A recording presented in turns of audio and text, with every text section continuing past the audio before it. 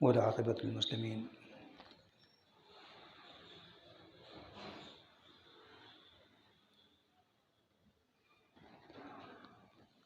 والصلاة والسلام على سيد الأنبياء والمرسلين وعلى جميع الأنبياء والمرسلين وعلى كل ملائكة المقربين وعلى عباد الله الصالحين.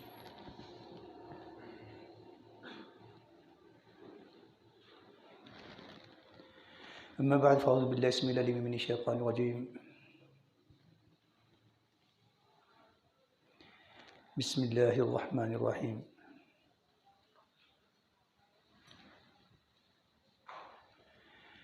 مثل الذين كفروا بربهم أعمالهم كرماد اشتدت به الريح في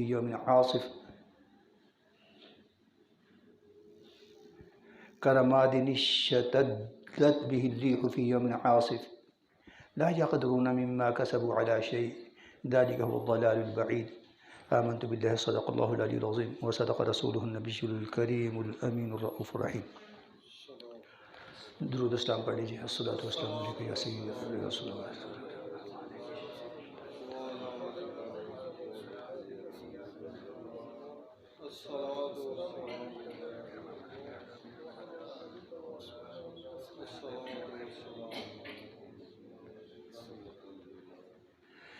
رب کائنات کی حمد و ثنا اور نبی رحمت صلی اللہ علیہ وسلم پر درود و اسلام کی التجا کے ساتھ ہدیہ شکر بارگاہ الہیہ میں کہ جس نے سید الایام اور وہ بھی رجب المرجب کہ سید الایام کے مقدس لمحات زندگی میں ایک مرتبہ پھر ہمیں مقدر کیے ہیں، اپنے گھر میں حاضری کی سعادت عطا فرمائی. یہ اس کا لطف و کرم ہے. اس کی عنایت پر ہدیہ شکر کے ساتھ التجا کرتے ہیں کہ ہماری ٹوٹی پھوٹی اچھی کاوشات کو اپنی بارگاہ ربوبیت میں قبول و منظور فرمائے اور ہم سب کے سب گناہوں کی بخشش کا موجب بنائے اور ہمارے بگاڑ سدھار دے، مشکلات آسان کر دے، پریشانیاں دور کر دے، ہمیں دنیا اور آخرت دونوں جہانوں میں ذلیل و رسوا ہونے سے بچائے، ہمارے بیماروں کو صحت عطا فرمائے، بالخصوص وہ بیمار جو ہمارے ارد گرد ہیں، جو عالم صحت میں رب کائنات کے اس گھر کی رونق میں اضافے کا موجب بنتے تھے اور اپنی علالت کی وجہ سے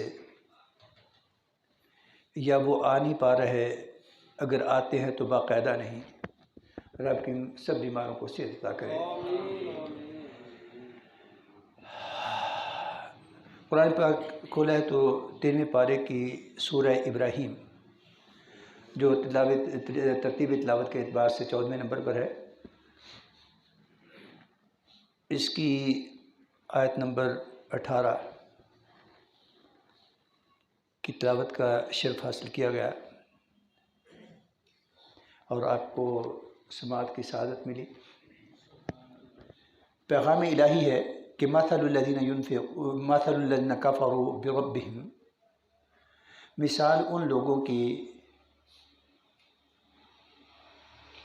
جنہوں نے اپنے رب کا انکار کیا، جو اپنے رب کو وحدہ لا شریک نہیں مانتے، رب کے ساتھ اوروں کو شریک ٹھہراتے ہیں. اعمالہم، ان کے اعمال کی، کرماد، جیسے راکھ کا ڈھیر،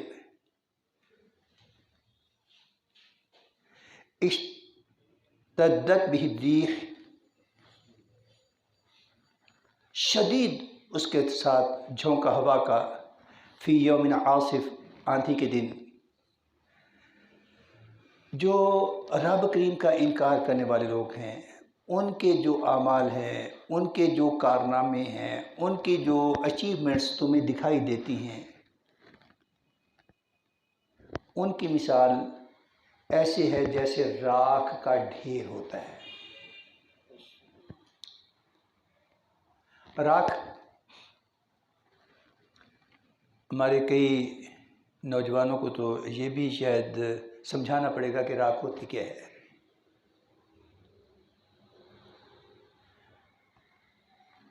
اگر لکڑی تو اس کے اندر کا ایک حصہ کوئلہ بن جاتا ہے، اور کوئلے کے اوپر ایک ہلکی سی تہ ہوتی ہے جو بے وزن قسم کی، بہت ہلکی، اس کو اگر جھاڑا جائے ایسا ایسا، وہ زیادہ لکڑیاں ہوں تو وہ ڈھیری سی بن جاتی ہے، بہت زیادہ ہوں تو ڈھیر بن جاتا ہے، اور وہ اس کی کوئی وقت نہیں ہوتی، اس کی نہ تو کوئی حیثیت ہوتی ہے، نہ وہ عام طور پر کسی کام آتی، نہ ہی اس میں طاقت ہوتی ہے۔ اگر ہلکی سی ہوا بھی چلے، ہلکی سی ہوا، تو وہ ہوا میں بکھر جاتی ہے۔ رب کریم فرما رہے ہیں کہ جو لوگ کافر ہیں، جو رب کریم کا انکار کرنے والے ہیں، ان کے جو اعمال ہیں، اس کی ڈیٹیل نہیں بتائی، ان کے جو اعمال ہیں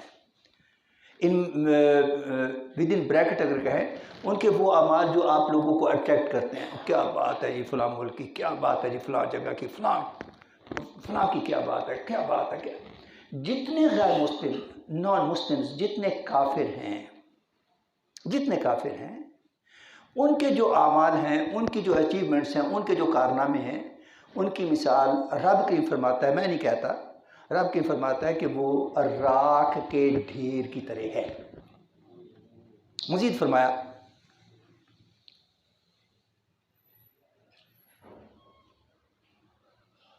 کہ وہ راکھ کہ جس پر آندھی کے دن آندھی چل رہی ہے صبح سے شام تک، آندھی میں کئی ہلکے جھونکے ہوتے ہیں کہ بڑے تیز ہوتے ہیں، تیز جھونکا آئے اور وہ سب کچھ اڑا کر لے جائے۔ لا یقدرون مما کسبوا علی شیء،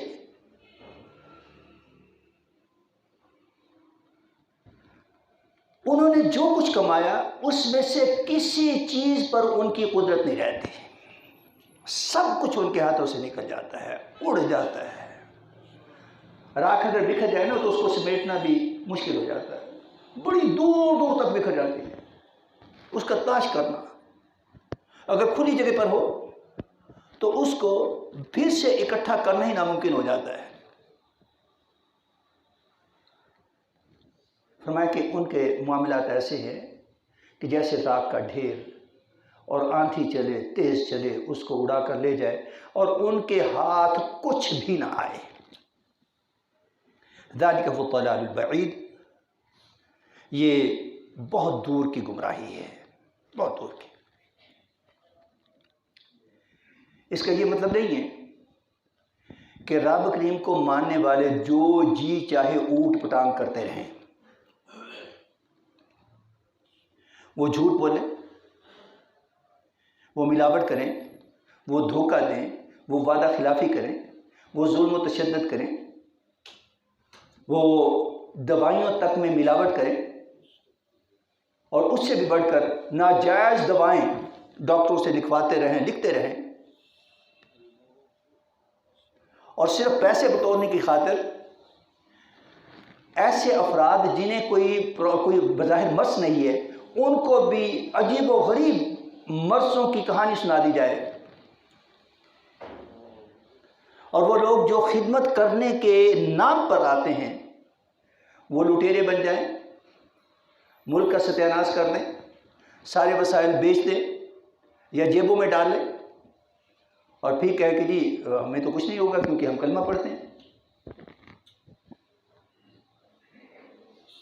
مجھے ایک چھوٹی سی بات، خوبصورت سی بات اس معاملے کو سمجھانے کے لیے یاد آ رہی ہے کہ ایک نوجوان ایک صاحب علم بزرگ کے پاس گئے، انہوں نے جا کر عرض کیا کہ حضرت ایک بڑی پریشانی لاحق ہے۔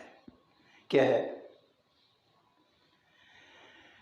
کہ میں نے قرآن پاک میں پڑھا ہے کہ ان الصلاۃ تنہی عن الفحشاء والمنکر، نماز بے حیائی اور برائی کے کاموں سے روک دیتی ہے۔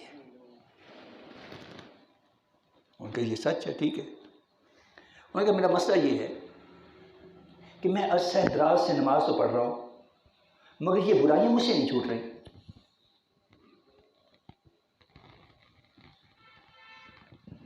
قرآن کا فرمان ہے، رب کا فرمان ہے، میرا بھی دل کہتا ہے یہ سچ ہے، آپ بھی کہتے ہیں یہ سچ ہے.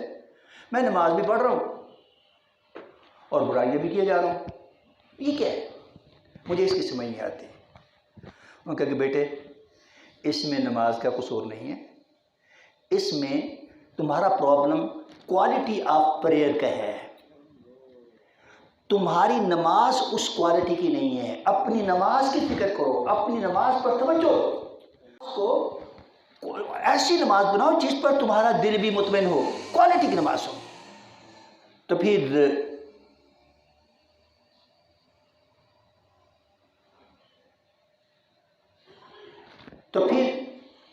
جو آپ کہہ رہے ہو وہ ہو جائے گا. ہم الحمدللہ رب العالمین، اللہ کا شکر ہے کہ ہم کلمہ پڑھتے ہیں.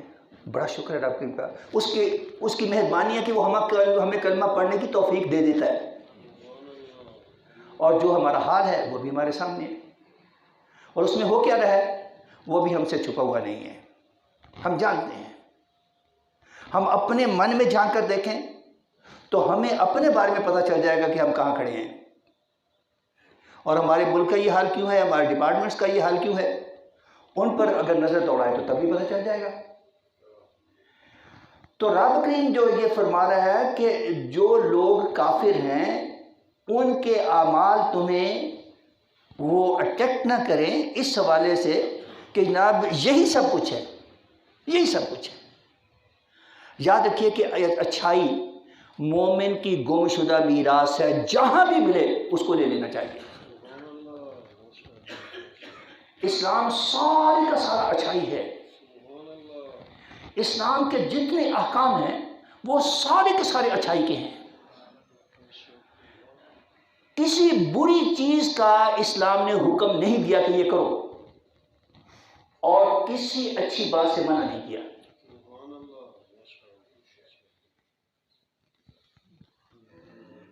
ویسے یہ رجب المرجب اس کو بعض لوگ معراج شریف کا مہینہ کہتے ہیں. معراج شریف کا مہینہ، معراج نبی اکرم صلی اللہ علیہ وسلم کے معجزات میں سے ایک معجزہ ہے، اور ایک ایسا معجزہ ہے جو قیامت تک سائنسدانوں کو نبی رحمت نور مجسم صلی اللہ علیہ وسلم کی قوت پرواز کے سامنے عاجز کیے رکھے گا.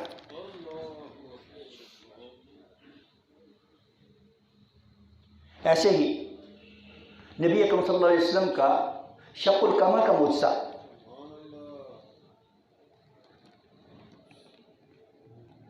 کس قدر رب کائنات میں نوازا. سورج کے پلٹنے کا معجزہ، وہ چاہیں چاند کو توڑ دیں انہیں اختیار دیا گیا، وہ پھر اس کے ٹکڑوں کو جوڑ دیں انہیں اختیار دیا گیا. وہ ڈوبے سورج کو موڑ دیں انہیں اختیار دیا گیا. لیکن آپ کبھی غور کریں کہ کیا کسی مسلمان پر ان معجزات کی پابندی عائد کی گئی ہے کہ تم اپنے نبی کی پیروی کرو گے، اطیعوا اللہ و اطیعوا الرسول، اللہ کا حکم مانو اور اللہ کے رسول کا حکم مانو. کیا کہیں نبی اکرم صلی اللہ علیہ وسلم نے مومنین کو یہ حکم دیا ہے کہ وہ بھی ایسا معراج کا سفر کریں، وہ بھی چاند کے ٹکڑے کریں، وہ بھی سورج کو الٹا موڑیں، وہ بھی ہاتھوں میں بند کنکریوں کو کلمہ پڑھائیں، اور وہ بھی درختوں کو حکم دیں وہ سینہ چیرتے ہوئے دھرتی کا وہ ان کے پاس آ جائے؟ یہ حضور کے معجزات ہیں، یہ حضور کے معجزات ہیں. اور نبی اکرم صلی اللہ علیہ وسلم کے معجزات میں بھی آپ کا کمال یہ ہے کہ آپ جیسا نہ ہوا نہ ہے نہ ہوگا. مگر دین آپ نے کس کو بنایا؟ ان امور کو جن پر عمل کیا جا سکتا ہے، جن پر عمل کرنا چاہیے. اور اس میں بھی پھر مختلف کیٹیگریز ہیں. فرائض کی تعداد یاد رکھیے بہت تھوڑی ہے جن کو لازم قرار دیا گیا. الصلاۃ عماد الدین، نماز دین کا ستون ہے. نماز دین کا ستون ہے. اور نمازیں کتنی ہیں؟ حاجی صاحب سے پوچھیے گا کبھی، آپ کو جب بتانے لگیں گے نا یوں لگے گا کہ جیسے دن رات ساری نمازیں ہیں.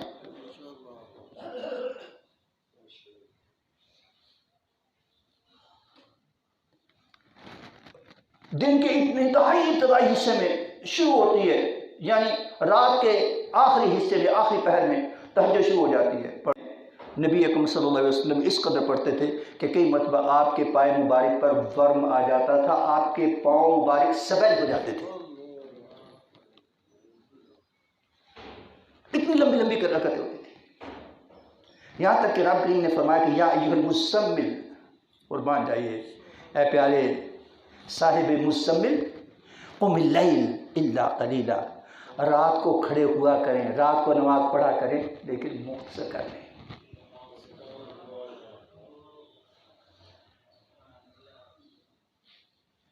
پھر آپشن دی نصفہ او انقص منہ قلیلا، اس کو آدھا کر لیں، چاہیں تو آدھے سے بھی مختصر کر لیں، اور زد علیہ، اور آپ کی مرضی ہے کبھی موڈ ہو تو زیادہ کر لیں.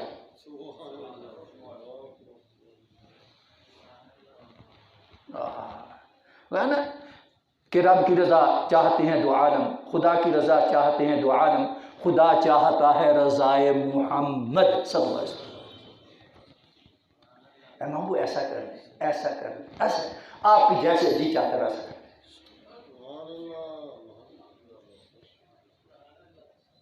پھر نماز فجر آ گئی. یاد رکھیے کہ تہجد سب پر فرض نہیں ہے، حضور نے فرض کی ہی نہیں. نوافل میں سب سے اعلیٰ درجے کی نماز تہجد ہے، لیکن حضور صلی اللہ علیہ وسلم نے اس کو فرض قرار نہیں دیا. فرض کون سی نماز بنائی؟ آغاز میں فجر. اور کتنی رکعتیں فرض ہیں؟ ٹوٹل دو.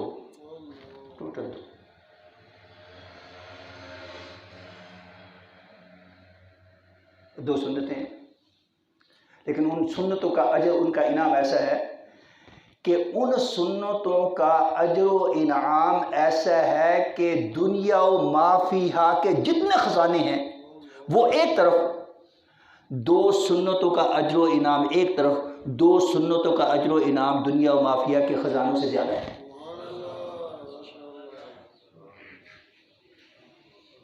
لیکن فرض نہیں بنایا. اب نہ فجر ہو گئی ہے تو میجورٹی جو ہے نماز پڑھتے ہی اپنے اپنے کاموں پر، کوئی سیر کے لیے چلا گیا، کوئی ڈیوٹی کے لیے چلا گیا، کوئی آرام کے لیے چلا گیا، کوئی پڑھنے پڑھانے کے لیے چلا گیا، جو جو معمولات ہیں. اور اللہ کے کچھ بندے ایسے ہیں جو بیٹھے رہتے ہیں، پڑھتے رہتے ہیں، کچھ نہ کچھ ذکر اذکار کرتے رہتے ہیں. سورج طلوع ہوتا ہے تو پھر نماز پڑھنا شروع کر دیتے ہیں. کیا جی یہ اشراق ہے، جی سوری اشراق ہے یہ. اور اس کے تھوڑی دیر کے بعد پھر نماز شروع کر دیتے ہیں.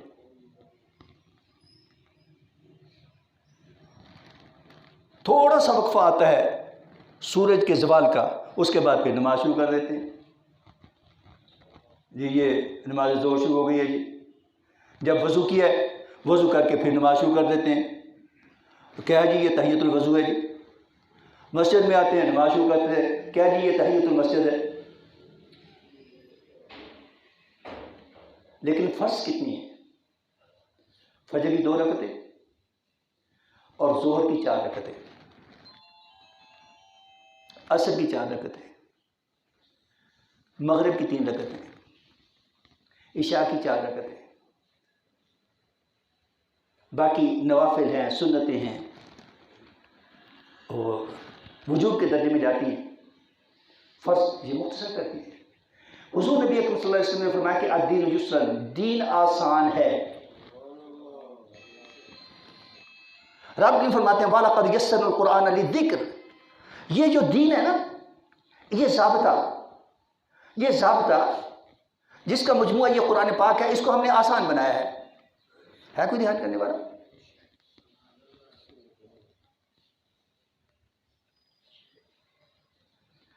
جو چیزیں لازم ہیں، ضروری ہیں، ان کی تعداد مختصر رکھی ہے۔ ہاں، ہر اچھائی کا حکم دیا ہے۔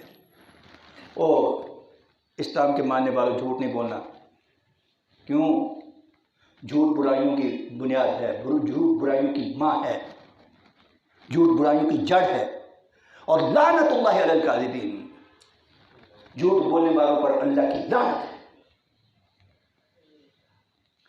کبھی غور کریں کہ کوئی ہمارا طبقہ اس سے بچا ہوا ہے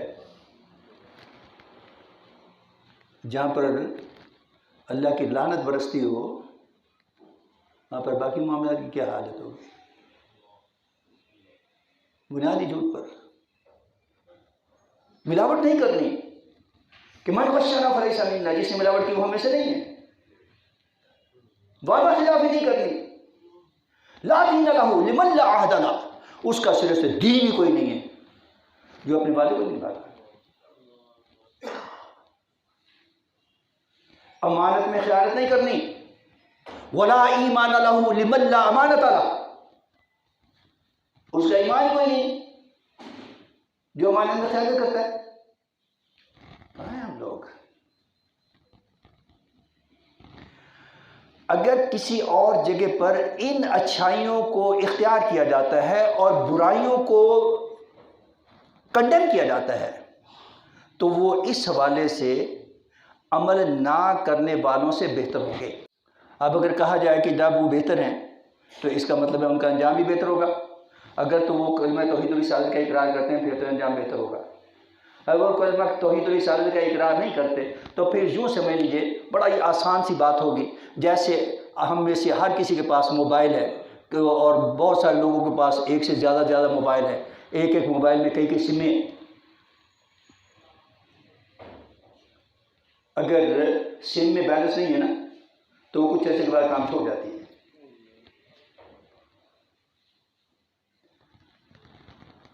اور اگر آپ کے پاس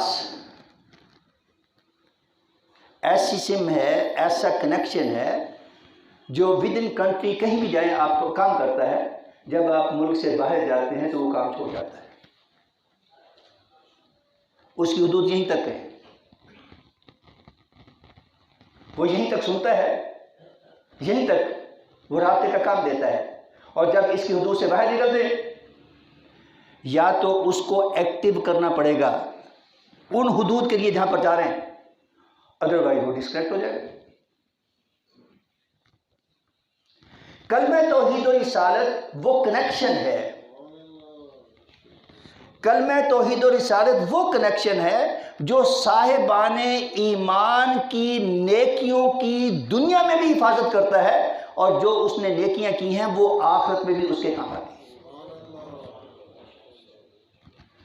اور جس نے کلمہ توحید و رسالت کا اقرار نہیں کیا اور دیگر اچھائیوں کو اختیار کیا ہوا ہے تو دنیا میں اس کو ان اچھائیوں کا فائدہ ہوگا،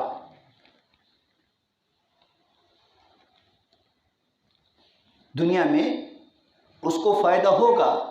اگر فرد ہے تو فائدہ ہوگا، اگر قوم اور معاشرہ ہے تو فائدہ ہوگا۔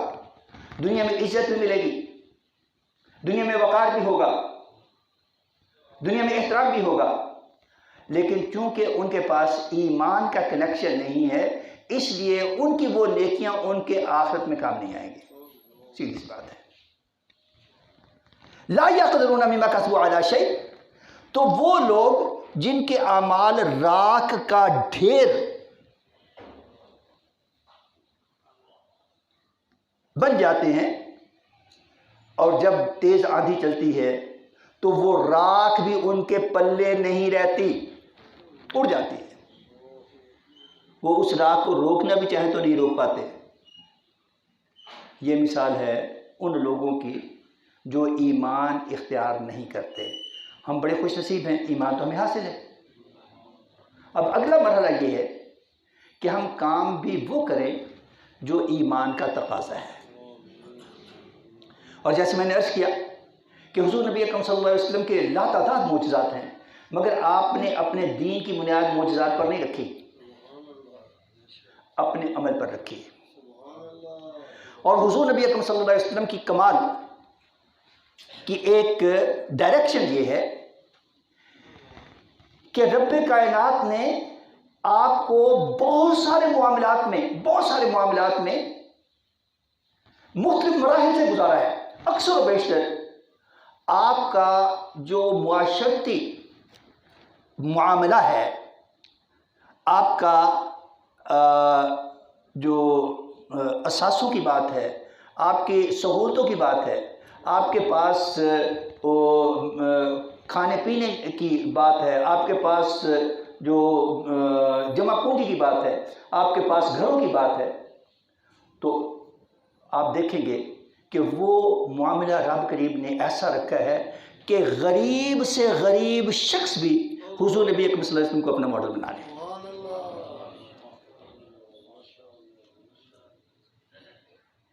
کوئی شخص یہ نہیں کہہ سکتا کہ میں کیا کروں گی۔ نبی اکرم صلی اللہ علیہ وسلم نے وہاں پر معجزات کو بنیاد نہیں بنایا،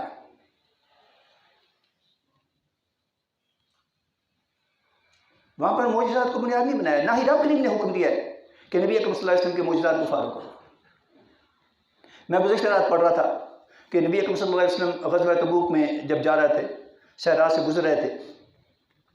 یہ غزوہ تبوک جو ہے نا، نبی اکرم صلی اللہ علیہ وسلم کی قیادت میں مسلمانوں کا عددی اعتبار سے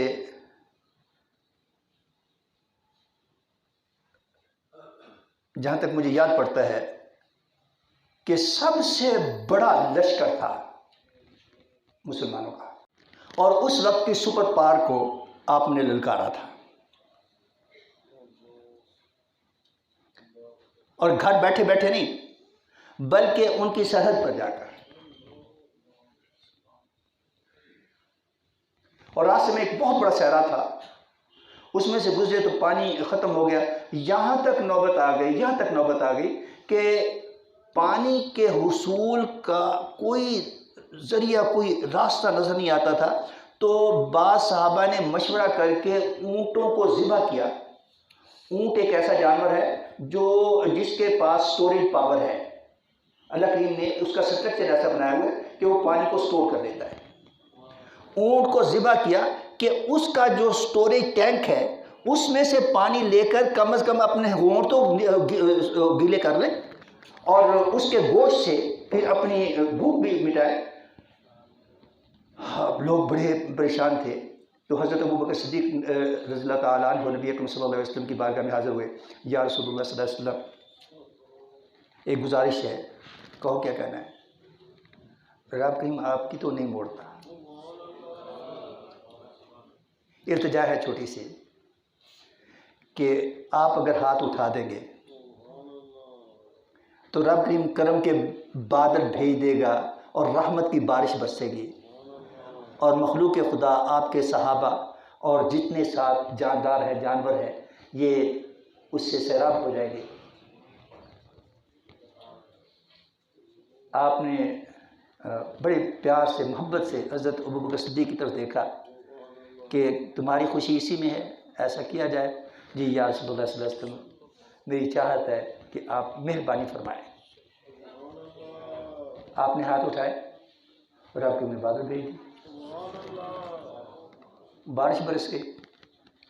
مورخین کہتے ہیں کہ وہ بارش پورے صحرا میں اسی علاقے میں برسی جہاں پر مسلمان لشکر کا قیام تھا۔ اگرچہ منافق لوگ پھر بھی ایمان نہیں لائے، انہوں نے کہا جی وہ تارا چمکا تھا، جی وہ ایسا ہوا تھا، جی ہوا کا رخ ایسا تھا، یہ تھا وہ تھا۔ جنہیں نہیں ماننا ان کے پاس بہت سارے بہانے، لیکن حضور صلی اللہ علیہ وسلم نے بنیاد اس پر نہیں رکھی۔ جب غزوہ خندق میں ایک صحابی نے آ کر عرض کی، یا رسول اللہ صلی اللہ علیہ وسلم، بھوک سے نڈھال ہو رہا ہوں، اور اپنے پیٹ سے کپڑا ہٹا کر دکھایا کہ میرے پیٹ پر بھوک کی وجہ سے پتھر بندھا ہوا ہے۔ آقا علیہ الصلوۃ والسلام نے کسی معجزے کا سہارا نہیں لیا، آپ سب جانتے ہیں۔ آقا علیہ الصلوۃ والسلام نے اپنے بطن مبارک سے، اپنے پیٹ سے کپڑا ہٹایا تو اس صحابی کی حالت غیر ہو گئی یہ دیکھ کر کہ اس کے آقا مولا کے پیٹ پر 2 پتھر بندھے ہوئے ہیں۔ اب کہتے ہیں مشکل فیصلے کرنے ہوں گے، مشکل فیصلے کرنے ہوں گے، اور مشکل فیصلے کیا ہے؟ جو پہلے مرے ہوئے انہیں اور مارو۔ ابھی تک یہ سننے میں نہیں آیا جو پہلے سے مراعات لے رہے ہیں ان کی مراعات ختم کر دو۔ جو مفت میں ہزاروں گیلن، ہزاروں لیٹر اور ہزاروں یونٹ، سینکڑوں نہیں ہزاروں کی تعداد میں مفت میں لے رہے ہیں، کوئی ٹیکس نہیں دے رہا ہے، کوئی بل پے نہیں کر رہا ہے، ان کی مراعات ختم کر دو۔ یہ نہیں ہو رہا ہے۔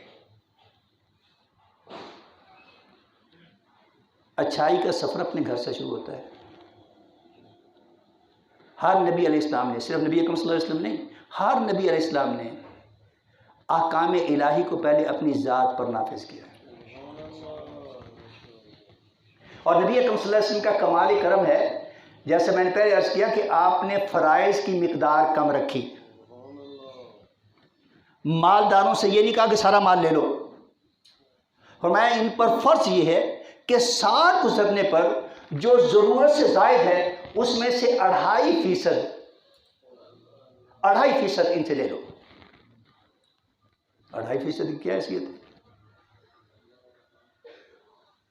اور وہ بھی عبادت کے زمرے میں جائے گا، عبادت کے زمرے میں جائے گا۔ ہاں اپنی مرضی سے کرنا چاہتے ہیں جتنا جی چاہے کرتے ہیں۔ مثل الذين ينفقون اموالهم في سبيل الله كمثل حبة انبتت 7 سنابل في كل سنبلة 100 حبة والله يضاعف لمن يشاء والله واسع عليم۔ ایک خرچ کریں گے تو رب کریم 700 گنا بلکہ اس سے بھی زیادہ عطا کرے گا۔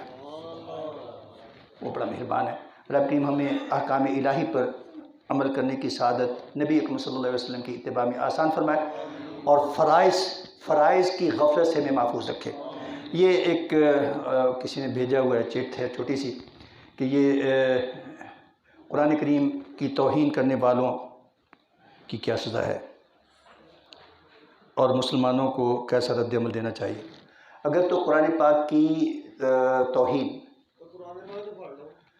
مسلم ایریاز میں ہوتی ہے اور کوئی جان بوجھ کر توہین کرتا ہے، ایک تو یہ ہے نعوذ باللہ من ذالک، محبت کے ساتھ قرآن پاک اٹھایا ہے، بندہ کمزور ہے، ریٹائر ہوا ہے، ہاتھ اس کے کانپ رہے ہیں اور کانپتے ہاتھوں سے قرآن پاک اسے سنبھالا نہیں گیا، تو اس کا یہ عمل توہین میں نہیں آئے گا، وہ روئے گا بیچارہ، شرمندہ ہوگا۔ اگر کوئی جان بوجھ کر واقعتاً قرآن پاک کی توہین کرتا ہے اور مسلم مملکت میں کرتا ہے تو اس کی سزا فقہاء کرام نے مقرر کی ہوئی ہے، جتنا بڑا اس کا جرم ہوگا اسی حوالے سے اس کی سزا ہوگی۔ اور اگر غیر مسلم ایریاز میں ہوتا ہے تو پھر مسلمان حکومتوں کی ذمہ داری ہے کہ اس کے خلاف وہ اپنا رد عمل شو کریں۔ عوام کو یہ حق نہیں دیا جا سکے گا کہ وہ اپنے ملک ہی کے اثاثے توڑ پھوڑ کی نظر کر دیں، آگ جلانا شروع کر دیں اور پیٹرول پمپ جلا دیں، بینک جلا دیں، گھروں کو جلا دیں۔ نو، یہ ذمہ داری حکومتوں کی ہوگی۔ ہاں عوام یہ کر سکتے ہیں کہ اپنے حکمرانوں کو جھنجھوڑیں۔ ہم بھی یہ کہیں گے، میں یہ کہتا ہوں، یہ ہمارے یہاں ایک کلچر ہے کہ قرارداد پاس کر دو جی۔ قرارداد کیا ہے کہ ہم یہ اتنے لوگ بیٹھے ہیں، یہ ایک بات ہے، ہم اس پر متفق ہیں، ہم یہ کہتے ہیں یہ ہونا چاہیے۔ میں ہاتھ اٹھا کر کہتا ہوں، اگر متفق ہے تو میرے ساتھ ہاتھ اٹھا کر کہیے کہ ہماری حکومت کی یہ ذمہ داری ہے کہ ایسے غیر مسلم ممالک اور ایسے غیر مسلم افراد کے خلاف شدید ایمانی رد عمل ظاہر کرے۔ ٹھیک ہے، یہی کام ہم باہر سڑک پر نکلے کریں گے تو سڑک بلاک ہوگی۔ اگر یہاں پر کوئی وہ بیٹھا ہوا اور میڈیا کا کوئی شخص تو اس کے میڈیا میں بھی دے سکتا ہے اور ہمیں اس پر کوئی آر نہیں۔ تو یہ ذمہ داری اس صورت میں مسلم حکمرانوں کی ہوگی۔ 58 تقریباً ریاستیں ہیں مسلمانوں کی، 58 ریاستیں ہیں۔ اگر ان میں غیرت ایمانی ہو تو کفار و مشرکین کو یہ جرأت نہیں ہو سکتی۔ یہ تو سارے کے سارے ان کے چمچے کڑچے بنے ہوئے ہیں۔ کہاں سے آئے گی صدا لا الہ الا اللہ؟ رب کی ہمارے حال پر رحم فرمائے۔